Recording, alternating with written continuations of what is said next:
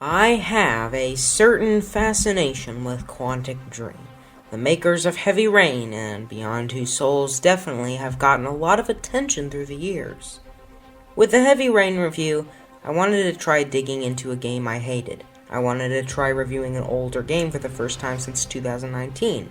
And I wanted to mostly make jokes and comparisons. It was made as a look into why I thought the game was bad for many nuanced reasons, while everyone else I had seen either liked it or hated it just because of QTEs. I also wanted to make many jokes, since a bad game is a great material for that. But don't let the comedic approach fool you.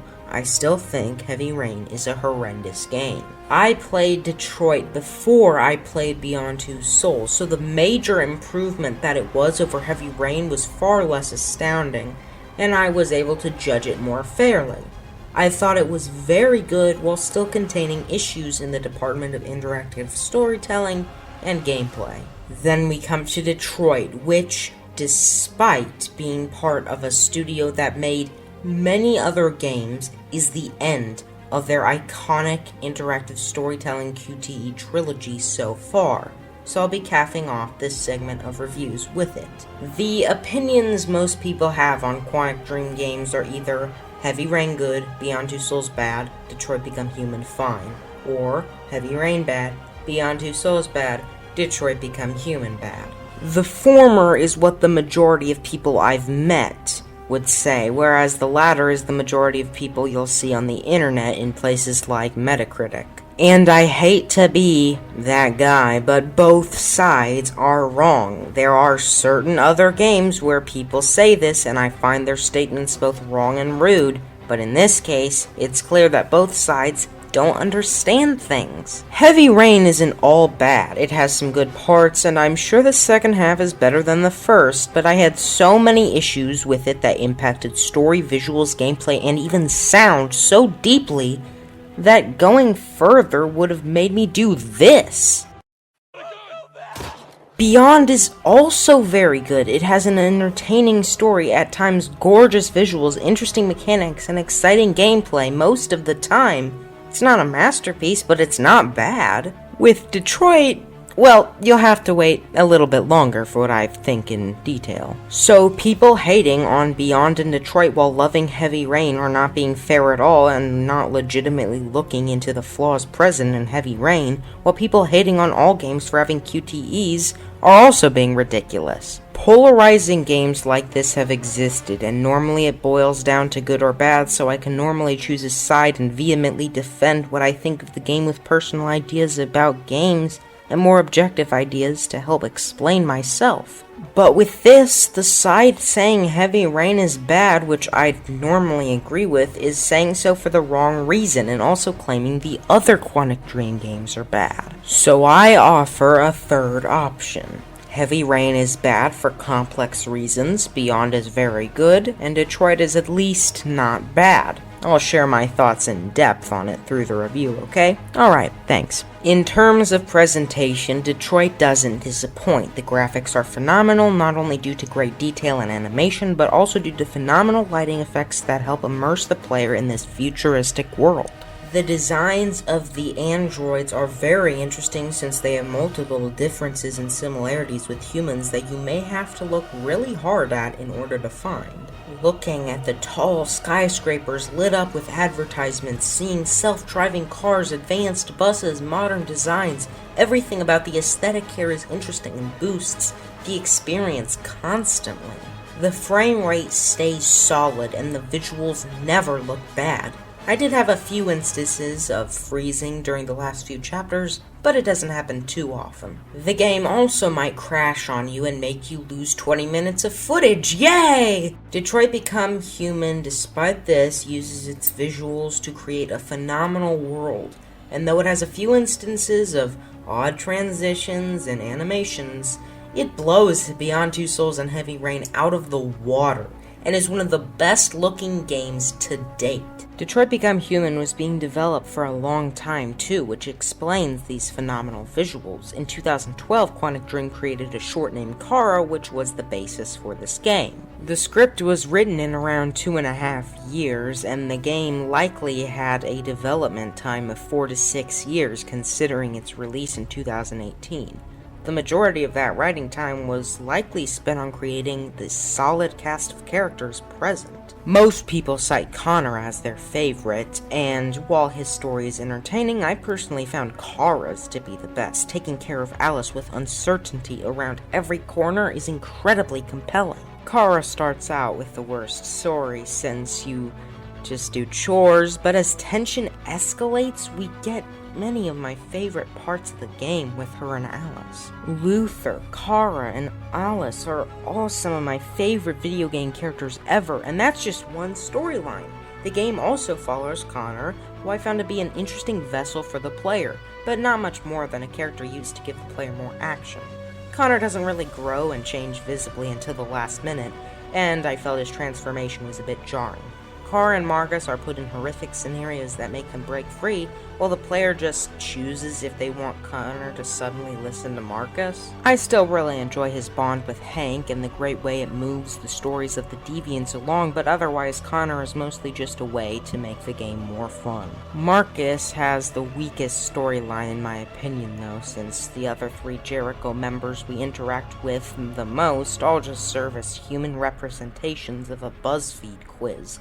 They either always want you to be violent or always want peaceful, and it gets pretty stale and obvious. I still like Marcus's story, but it doesn't really come close to the others by itself, despite it being very good at the start of the game and at the very end. Overall, though, the characters are phenomenal through the game, and though I have some problems, Quantic Dream certainly did a good job with writing them, and the phenomenal atmosphere helps them feel alive, too.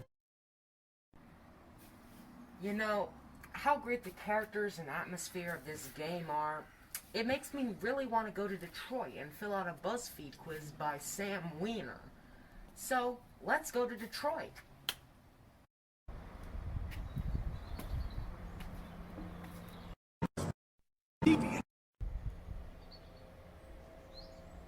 I take it back. This sucks. The gameplay in Detroit Become Human is constantly bashed, like I said, but is it really boring? Hell no! Yes, we have a lot of QTEs and button mashing, but the gameplay is varied and has a lot of unique layers. I really enjoy when they have actual QuickTime events, since the game saves these for unique and tense action set pieces, which constantly change and have more difficult gameplay. My heart was pounding during some of these, knowing some of these great characters that I described earlier could permanently die. I really loved these segments, and they were an interesting way to carry the gameplay along. When the game is slow, though, it's really slow. It's not unbearable. The interesting characters and great visuals are enough to stop this from being mind-numbing garbage.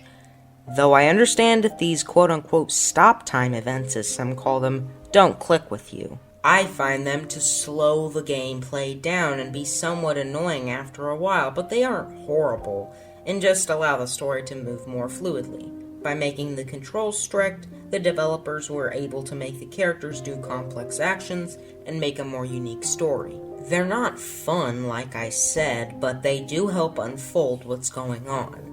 The overall gameplay also consists of freedom, being able to walk around and control your character normally and have fun interacting with objects. You have tons of options, and when the game lets the player make gameplay choices and story choices, Detroit really shines. Couple the exciting QTEs and fun gameplay with amazing music, and many chapters can feel like top-tier game material. The music is perfect and really feels unique.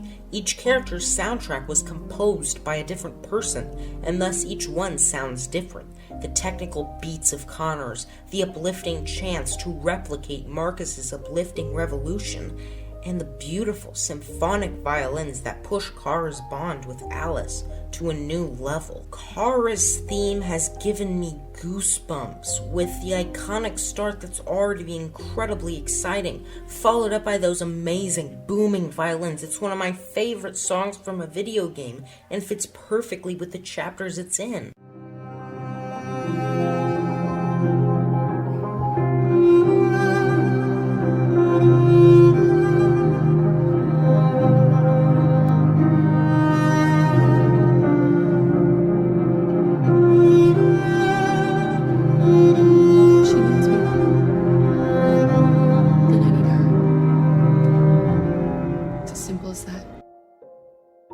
Connor's songs are incredibly jamming and are very interesting tracks that don't interrupt the gameplay too much, allowing you to focus on your investigations, and once things get more tense, so does the music.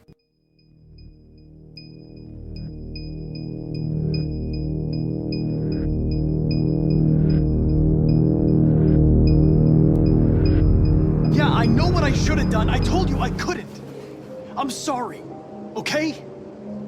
These two tracks are certainly my favorites and push the game into the territory of one of the best video game OSTs of all time.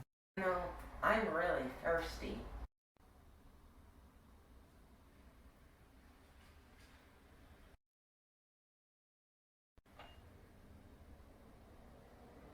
The hell?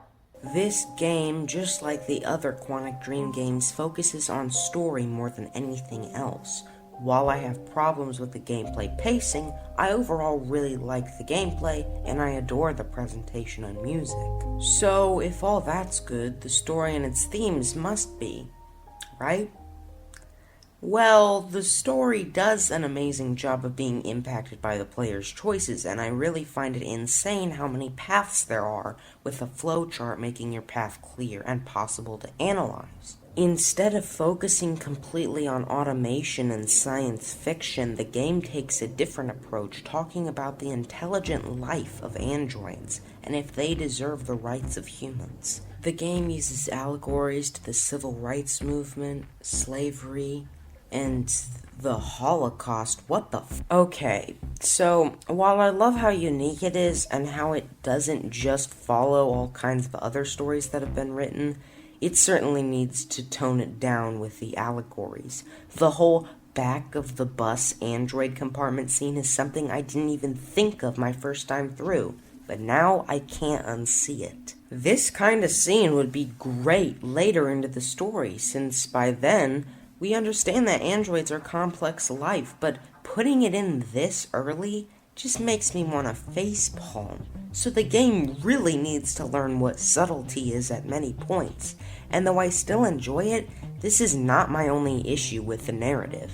The story has great characters, and great bonds between them, like Alice and Kara, Hank and Connor, and Marcus and Jericho, but the themes it pushes are misused. It tries to equate its world and the treatment of androids to racism, which could be a very interesting and impactful theme, but overall it kind of abandons this at some point. It doesn't embrace its themes fully, instead being fearful that everyone would laugh at it for actually using these allegories more. The themes are very compelling and well thought out, and the characters carry them, but the scenes they use do not. Another example of the story only going halfway with something is the twist revealing that Alice was an android the whole time, which overall felt like it had some clever foreshadowing for it, but also destroyed the compelling theme of Alice and Kara bonding despite being android and human. They really needed to fully embrace these things instead of only doing half steps to get to a phenomenal story. Don't get me wrong, the story is great, but if you have some problems with these ideas and themes too, I don't blame you. But at least the gameplay continues to be amazing, with great mechanics. The scanner makes your objectives clear and never confusing. The different types of interactions, such as story choices, right stick movements, and viewings are all clearly recognizable through icons. And the HUD elements are clean and smooth. Interacting with the world around you through these elements works very well, and thus the slower segments of gameplay don't have any horrendous controls or confusing objectives, and can be just as fun as when the game is slightly more action-packed. I don't think any mechanic was misused, whether it being the pre-constructions for action and platforming, the investigations, or the playbacks. Everything that you play through was fine-tuned here, and Quantic Dream did a phenomenal job. Wow, this story is really cool. Oh, time for a racism allegory. No! Now I'd like to talk about the chapters. So without further ado, let's count down my 10 favorite chapters in the game. Number 10, the Stratford Tower. The Stratford Tower is an amazing and incredibly fun spy-like storm on a snow-capped skyscraper with an amazing atmosphere and a true feeling of infiltration. Number 9, the Hostage. The Hostage is a great introduction to the game. Based on how intricately you explore and research, you will have a better chance of succeeding at your mission. The beginning of the game is very enjoyable here, and the action truly starts us off well. Number 8, Fugitives. This chapter can become incredibly morally challenging, very well done with the story, and action-packed, depending on the path you take. If you take a different path, though, it can be slightly boring, confusing, and a lot less fun. Regardless, it's an incredible chapter with certain choices. Number 7, Russian Roulette. My reason? This. Number 6, From the Dead. This chapter has some of the best imagery of the game, with disgusting and horrific pit that you are in, showcasing the deteriorating bodies of other androids as your senses slowly come back, and you see that being blind in this hell may have been better than seeing every horror within it. Number 5, Freedom March. Whether you stand your ground or fight the police head-on, this chapter is exciting, inspiring, and moves the plot along in a great way, with your choices impacting everything that you see. Number 4, The Nest. Despite being somewhat simple, this is my second favorite Connor chapter, mostly because of how interesting and fun the chase scene is. The investigation is fun too, the look of the factory is phenomenal, and the gameplay here mixes linear and open gameplay perfectly. Number 3, Battle for Detroit. Battle for Detroit has one spot here instead of multiple, because I'm considering it one chapter. It's an amazing end, doing an amazing job of wrapping up the characters and their storylines. It's exciting, interesting, and uses your choices very well. I'd have to say my favorite chapter in Battle for Detroit is actually Marcus, with the demonstration or revolution, followed by Kara's stressful and emotional end, and the amazing Connor part, which is great, but is my least favorite in this chapter. Number 2, Zlatko. Zlatko is exciting, sad, and amazing in every way. The idea of Kara losing her memory and never remembering Alice is possibly the saddest thing that I could imagine, and the acting here pushes it to a new level. It's amazing to destroy the monster that is Zlatko, and finally get to safety. It's emotional and action-packed, while also mixing QTEs and free movement very well. Zlatko is a masterpiece of a chapter, but there is still one that beats it. Number 1, Stormy Night. Stormy Night changes completely with your actions, and the fight against Todd is one of my favorite moments in a video game. The first scene is acted to perfection and portrays child abuse in a bleak, realistic way that had me on board with Kara's story very early into the game. The chapter perfectly fits with Kara's theme, and every time I play this part, or even watch someone else play it, I have goosebumps all over my body as Kara and Alice run out of the house, Alice having just seen her father shot and murdered in her own bedroom, then leaving everything she knows behind. Stormy Night is a masterclass in storytelling that will remain printed in my mind forever. Now to talk about the last bit of the story, the morals behind it. It's clear that the developers wanted people to sympathize with the androids, which sort of removes some moral complexity, but also adds a bit, as you have to choose against the devs themselves if you don't agree with them. The androids are created to be so similar to humans, and are so advanced and unique, that they may just be intelligent life. I'm very conflicted, since they're so smart and modern, but they are also just still biocomponents within a plastic shell. This is a conflict that went on in my mind through the game, and even after beating it. I loved this. I love when a story makes me think hard, and this game certainly does so. Androids are flawed, just like humans, feel love just like humans, understand emotion just like humans, and have so many reflections to them that they may just be human. Connor is intelligent life, and he made a mistake. I should forgive him.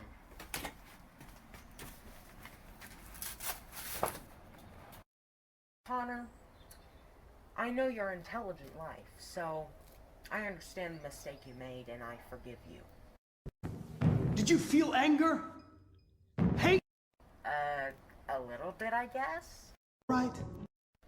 Okay. Well, bye, I guess.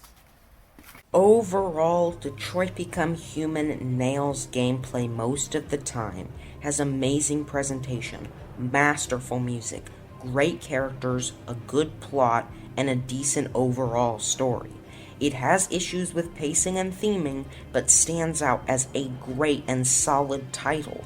The way that this game can convey emotions is truly an innovation for Quantic Dream. Their previous game could make the player feel some things, but Detroit takes it a step further. The goosebumps, the chills, the pounding heartbeats, these feelings are impactful and surprising, just as the deviating androids who realize they can actually feel things and understand life. The player can feel things and understand the story in this game. Decided to exterminate us. Our people are packed in camps right now, being destroyed. The time has come to make a choice. Please don't hurt me. One that very well may determine the future of our people.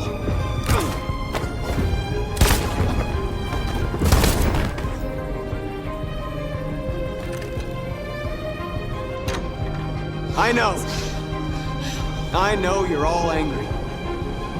And I know you want to fight back. But I assure you violence is not the answer here. Friend's life is in your hands. We are going to tell them, peacefully, that we want justice. Him? And if there's any humanity in them, they will listen to him. Everything If not, says is a lie. others will take our place and continue this fight.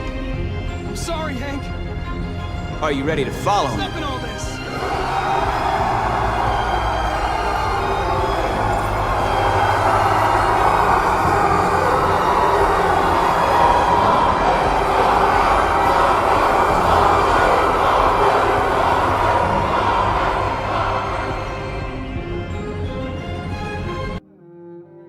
Four out of 5 Ballardians.